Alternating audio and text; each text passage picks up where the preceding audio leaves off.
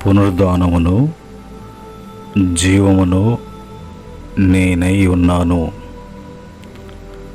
నేను సజీవులకు దేవుడను అని సెలవిచ్చినటువంటి దేవుడు నిశ్చయముగా ఆయన మరణమును జయించి పునరుద్ధానుడుగా లేపబడినటువంటి దేవుడిగా ఆ పునరుద్ధానపు బలము తిరిగి మనల్ని పునరుద్ధానము పొంది నిత్యములోకి ప్రవేశించటానికి నిత్య నివాసిగా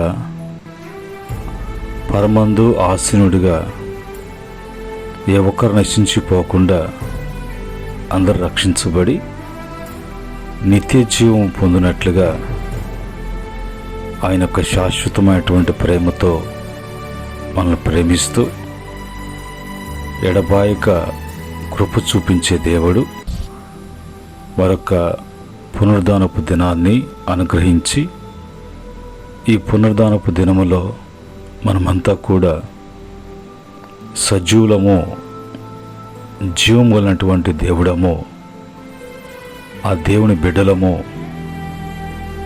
ఆయన జీవమై ఉన్నాడు అని జ్ఞాపకం చేస్తూ మనలందరూ కూడా సమకూర్చినటువంటి దేవాతి దేవునికి స్తుతులు స్తోత్రములు చెల్లిస్తూ ఉన్నాను. అలాగనే ప్రతిరోజు కూడా దేవుని వాక్యాన్ని వింటూ వేకువనే కృపా వాక్య ధ్యానములలో పాలిపంపులు కలిగి ఉంటున్నటువంటి ప్రతి బిడ్డకు కూడా ప్రభు పేరట వందనములు, ప్రభు పేరట శుభములు తెలియజేస్తున్నాను. ప్రియమైన దేవుని బిడ్డలారా, తిరిగి మనము దేవుని యొక్క వాక్య ధ్యానంలోకి వెళ్దాం. ఈ దినము ప్రభు మనకై ఇచ్చినటువంటి కృపావాక్యాన్ని చదువుకొని ప్రార్థనాపూర్వకంగా మనం ధ్యానం చేద్దాం. పరిశుద్ధమైనటువంటి బైబిల్ గ్రంథంలో నుంచి సామెతల గ్రంథము 4వ అధ్యాయము 20వ వచనాన్ని మనం చదువుకుందాం. నా కుమారుడా, నా మాటలను ఆలకింపుము, నా వాక్యములను నీ చెవి యొగ్గుము. ప్రేమగల తండ్రి, పరిశుద్ధుడా, మీకు వందనాలు. నీ పరిశుద్ధమైనటువంటి నామములో, ప్రశస్తమైనటువంటి మీ నామములో, మీ సన్నిధిలో మేమంతా కూడా సమకూర్చబడి ఉన్నాం. మీ మాటలు మేము చదువుకున్నాం, మీ మాటలు మేము ధ్యానం చేస్తున్నాం ప్రభు. కనుక మీ దాసుని మరుగుపరచండి అయ్యా. మరి మీరు వివరించి బోధించమని, ఈ మాటలు అనేక మందికి ఆశీర్వాదకరంగా దీవెనకరంగా మార్చమని యేసుక్రీస్తు నామములో అడిగి వేడుకుంటున్నాము తండ్రి, ఆమెన్.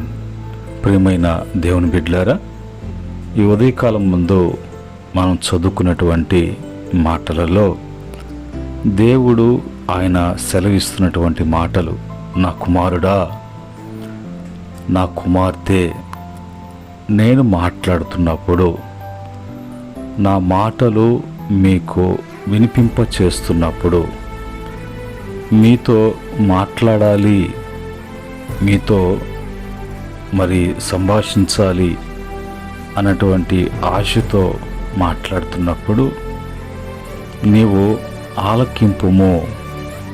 ఎప్పుడు కూడా వినుటకు వెగురు పడినట్లుగా, మాట్లాడటానికి నిదానించేటువంటి వారంగా మనం ఉండాలి అని వాక్యము సెలవిచ్చినట్లుగా దేవుడు ఆయన మాట్లాడుతున్నాడు. ఆయన మాట్లాడుతున్నప్పుడు మనమంతా కూడా ఆలకింపాలి. అలాగనే నా వాక్యములను నీ చెవి యొగ్గుము. నా వాక్యము నా వాక్యము వినిపింప చేస్తున్నప్పుడు అది నీ యొక్క చెవు వినున్నట్లుగా, నీ చెవి ద్వారా అవి నీలోకి అన్వయించుకున్నట్లుగా, నీ యొక్క హృదయములో భద్రపరుచుకున్నట్లుగా ఆ మాటలు, ఆ వాక్యము నీలో నివాసము చేయనట్లుగా నీవు ఉండాలి. అలాగనే అంత మాత్రమే కాకుండా 4వ సామెతలు 4:21 కూడా అంటాడు, ఆ ఆలకించిన, ఆ చెవి యొగ్గిన మాటలు, వాక్యాన్ని నీ కనుల ఎదుటి నుండి వాటిని తొలగపోనీయకుము, నీ హృదయమందు వాటిని భద్రము చేసుకునుము అనే మాట తిరిగి అక్కడ మాట్లాడతాడు. కనుక ఈరోజు దేవుని వాక్యము తెలియచేస్తున్నటువంటి ఏంటంటే, ఆయన మాటలు మనము ఆలకించాలి, ఆ వాక్యముకి చెవియొగ్గాలి.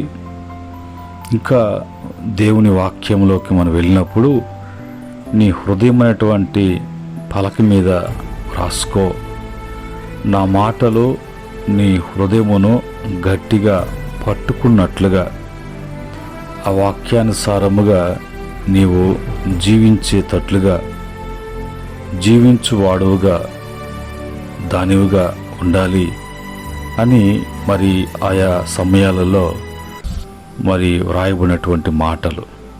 ఈరోజు దేవుని మాటలు నీవు వినాలి, అవి నీవు ఆలకించాలి.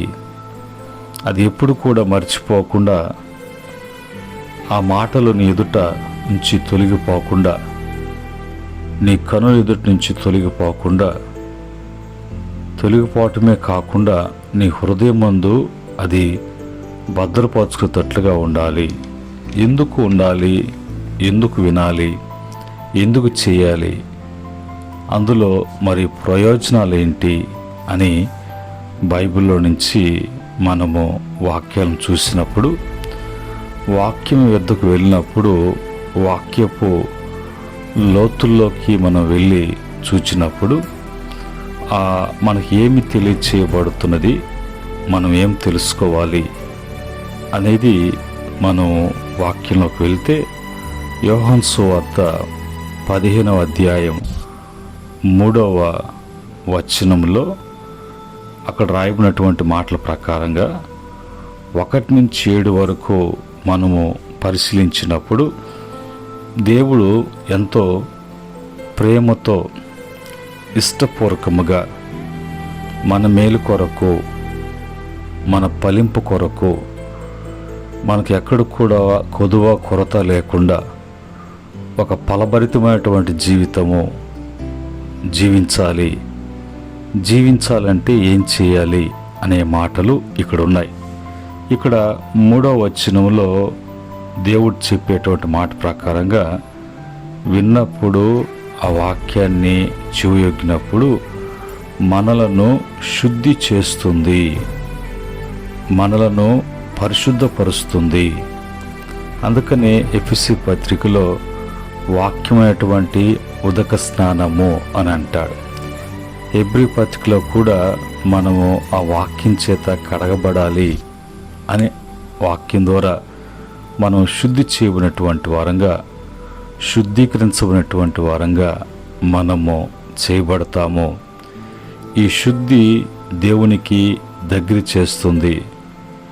ఈ శుద్ధి దేవుని ఒక సన్నిధికి రావటం, దేవుని సన్నిధిలో ఉండటం, దేవునితో ఉండటం, దేవునిలో నీవు కలిసి ఉండటం అనేది ఆ జీవితము ఎంత ఆనందకరమో, ఆ విధముగా ఉండటము, గడపటము అనేది ఎంత శ్రేష్టకరమైనటువంటి దినమో ఆ యొక్క సమయం.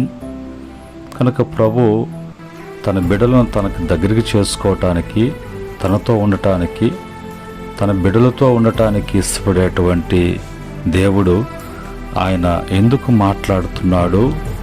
మాట్లాడుతున్నప్పుడు ఎందుకు ఆలకించాలి, ఆయన వాక్యానికి చెవియొగ్గాల అన్నటువంటి ఆలోచన కలిగినప్పుడు దానికి మరి తిరిగి పరిష్కారంగా జవాబుగా వాక్యం మనకు చెప్పేటువంటి మాట, దేవుని మాట మనలను శుద్ధి చేస్తుంది.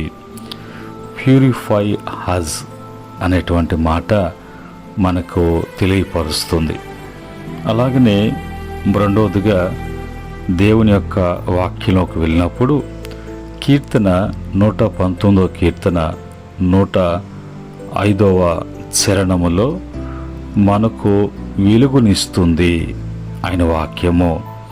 నీ వాక్యము నా పాదములకు దీపమును, నా త్రోవకు వెలుగై ఉన్నది. కనుక మనము చీకటి సంబంధులము కాకుండా, చీకటిలో నడిచేటువంటి వారం కాకుండా, మనం వెలుగు సంబంధులుగా మన మార్గము వెలుగుమయమై ఉన్నట్లుగా, ఆరిపోయినటువంటి దీపము ఎప్పుడు వెలిగించబడుతున్నట్లుగా ఆ వాక్యము మనల్ని వెలిగించడమే కాకుండా మన మార్గములను వెలుగుమయముగా, మన త్రోవలను సరళము చేసే విధముగా ఆయన వాక్యము మనకు వెలుగునిస్తుంది. మరి గివ్స్ లైట్.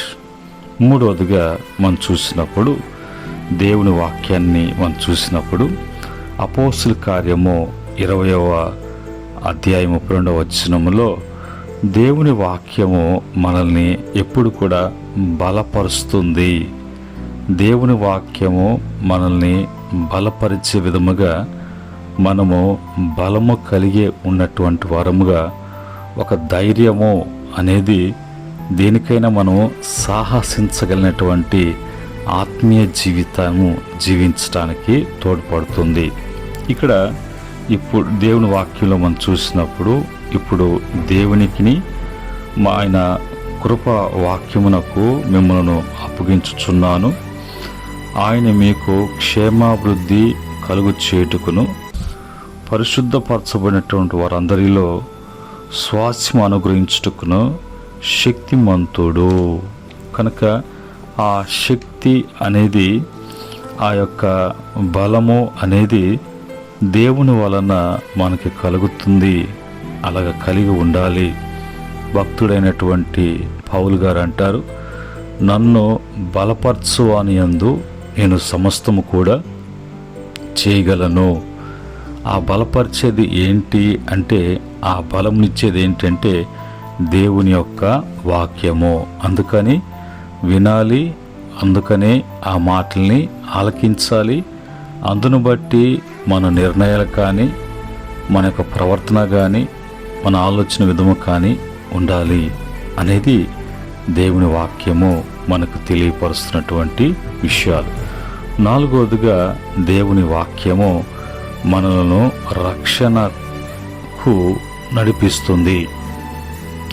2వ తిమోతి పత్రిక 3వ అధ్యాయం 15వ వచనం ప్రకారంగా దేవుని వాక్యము మనకు రక్షణలోకి నడిపిస్తుంది అనే విషయాన్ని మనకు తెలియపరుస్తున్నటువంటి మాటలు. మరి 5వదిగా రోమపత్రిక 12:2 ప్రకారంగా మన మనస్సును మారుస్తుంది. ఇలాగా అన్నప్పుడు వాక్యం చూసినప్పుడు, మీరు ఈ లోక మర్యాదను అనుసరింపక ఉత్తమమును అనుకూలమును సంపూర్ణమై ఉన్న దేవుని చిత్తమేందో పరీక్షించి తెలుసుకున్నట్లు మీ మనస్సు మారి నూతన మగుట వలన రూపాంతరము పొందుడి అనే మాట మనం చూస్తూ ఉన్నాం. కనుక మనం మరి దేవుని యొక్క వాక్యము మనము మారు మనసు పొందటానికి, మనలో మార్పు తెచ్చేటువంటిదిగా ఉన్నది. అయితే ఇది మన జీవితంలో జరగాలి అన్నప్పుడు మనము ఈ లోకములో లోక మర్యాదలు మనల్ని ఏం చేస్తాయంటే వెనక్కి లాగుతాయి. అందుకనే భక్తుడు అంటాడు, వెనుకున్న వాటిని మరిచితిని, ముందున్న వాటి కొరకు నేను వేగురు పడుతున్నాను, విశ్వాసకర్త కొనసాగించు యేసు వైపుకు మంచి పోరాటం పోరాడి తిని నా పరుగును తుదముట్టించి తిని అన్నప్పుడు, మరి ఈ యొక్క మర్యాదలు, ఈ గౌరవాలు, మనల్ని ఈ యొక్క హెచ్చింపులు, ఈ ఘనతలన్నీ ఏం చేస్తాయంటే మన పతనం కావటానికి, పాతాళానికి వారసులుగా మార్చబడటానికి, అలాంటి ఆకర్షణకి ఎప్పుడు కూడా ఆకర్షించకుండా ఎప్పుడు కూడా మన మనసు మారుతూ ఉండాలి, మార్పు కలుగుతూ ఉండాలి. మనలో ఎక్కడైనా మనము ఒకవేళ తప్పిపోతున్నావేమో, తప్పిపోవటానికి మరి ఏది కారణమో అనేది మనము ఎప్పుడు కూడా మరి జాగ్రత్త కలిగి మనం పరిశీలన చేస్తున్నటువంటి వారంగా ఉండాలి. అలాగనే ఆరోదుగా మనలో మరి విశ్వాసము పెంచుతుంది, పెంపొందించుతున్నది. రోమాపత్రిక 10:17 ప్రకారంగా మరి వినుట చేత, మరి వినుట వలన విశ్వాసము కలుగును. అది మరి వినుట క్రీస్తును గూర్చినటువంటి మాటల వలన కలిగేటువంటిది. విశ్వాసము లేకుండా దేవునికి ఇష్టలై ఉండుట అసాధ్యము. కనుక మన జీవితంలో అలాగా వాక్యాన్ని బట్టి ఎప్పుడు కూడా విశ్వాసముతో, ఏదైనా కూడా విశ్వాసముతో చేయగలిగి, మాట్లాడగలిగి, ప్రవర్తింపగలిగి, మన పితరులంతా కూడా విశ్వాసాన్ని బట్టి అని రాయబడినట్లుగా ఆ విశ్వాస పట్టికలో హెబ్రీ పత్రిక 11 చూసినప్పుడు వాళ్ళంతా వారి జీవితాలంతా కూడా మరి నమ్మటానికి, నిరీక్షించటానికి ఆధారం లేనటువంటి దినాలలో వారు దేవుని మాటను విన్నప్పుడు ఏ విధంగా విశ్వసించి విశ్వాసాన్ని బట్టి వాళ్ళు స్వతంత్రించుకున్నారో, విశ్వాసాన్ని బట్టి స్వాస్యాన్ని పొందుకున్నారో, విశ్వాసాన్ని బట్టి ఎలాగా తమను బలపరుచుకున్నారో, స్థిరపరుచుకున్నారో అని మన పితరుల యొక్క జీవితాలు మనకు సాదృశ్యంగా ఉన్నాయి. అదే క్రమంలో చివరిగా 7వదిగా మనలను పూర్తిగా సిద్ధము చేస్తున్నది. 1 తిమోతి 2 తిమోతి పత్రిక 3వ అధ్యాయం 16-17 ప్రకారంగా, దైవజనుడా, సన్నుదుడవై ప్రతి సత్కార్యమునకు పూర్ణముగా సిద్ధపడి ఉండునట్లు దైవావేశం వలన కలిగిన ప్రతి లేఖనమును ఉపదేశించుటకును, ఖండించుటకును, మరి తప్పుదిద్దుటకును, నీతి యందు శిక్ష వేయుటకును ప్రయోజనకరమై ఉన్నది. కనుక మనము స్థిరపడటానికి, మనము నిలకడగా ఉండటానికి, తొట్టిల్లకుండా మనం జాగ్రత్త కలిగి ఉండటానికి ప్రతి విషయంలో కూడా ఒక హెచ్చరింపు, ఒక గద్దింపు అనేది దేవుని యొక్క మాటల వలన, దేవుని యొక్క వాక్యం వలన అందులో ఉన్నటువంటి మరి హెచ్చరికలు కావచ్చు, అది ఆజ్ఞ ఉండొచ్చు, అది కట్టడై ఉండొచ్చు, అది విధులై ఉండొచ్చు. వాటన్నిటికి కూడా మనము చెవి యొగ్గినటువంటి వారము, ఆయన వాక్యానికి ఆయన మాట్లాడుతున్నప్పుడు ఆ స్వరముని మనం ఆలకిస్తూ అందులో ఉన్నటువంటి సత్యాన్ని గ్రహిస్తూ అది మన జీవితంలోకి అన్వయింపు జరుగునట్లుగా ఏక మనసుతో, ఏకాగ్రతతో మనం ఏకమైనటువంటి వారముగా, ఒక ఐక్యతతో కూడినటువంటి సహవాసము దేవునితో అన్నట్టుగా మన జీవితాలను ఆ విధంగా ఆశీర్వాదకరంగా, దీవెనకరంగా మార్చుకోవటానికి దేవుని యొక్క సహాయము ప్రతి బిడ్డ కూడా అందించబడును గాక. అట్టి కృప ప్రతి బిడ్డ కూడా కలిగి ఉండును కాక. ఆమెన్. ప్రేమగల తండ్రి, పరిశుద్ధుడా, మీకు వందనాలు. ఉదయకాలం మందు నాయన, మీ మాటల్లో ఉన్నటువంటి, మీ వాక్యంలో ఉన్నటువంటి ఆ యొక్క శక్తిని, ప్రభావాన్ని, ఆ యొక్క మేలును తండ్రి మేము తెలుసుకోవటానికి, మేము అజ్ఞానం కాకుండా, అవివేకులము కాకుండా, నీ మాటలు లేనప్పుడు మాలో జీవం లేనట్టే ప్రతి ఒక్కరూ కూడా నీ మాటలను బట్టి బ్రతకాలి, బ్రతుకుతారు. నీ నోటి నుంచి వచ్చే మాట మమ్మల్ని బ్రతికిస్తుంది. మా బాధలలో అదే ఆదరణ కలిగిస్తుంది నాయన. ఈ మాటలు వింటున్న బిడ్డల జీవితాలలో అలాంటి గొప్ప కార్యములు జరిగించి బిడ్డలు నీ యందు స్థిరులుగా ఉండటానికి కృప దయచేయమని యేసుక్రీస్తు నామములో అడిగి వేడుకుంటున్నాము తండ్రి. ఆమెన్.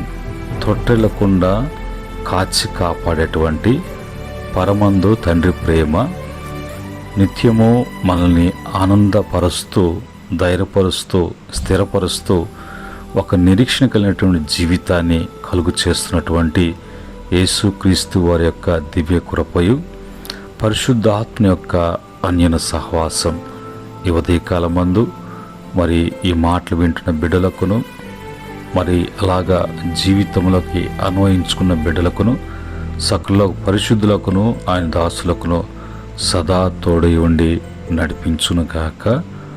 ఆమెన్. దైవాశిస్సులు మీకు కలుగునుగాక. ఆమెన్.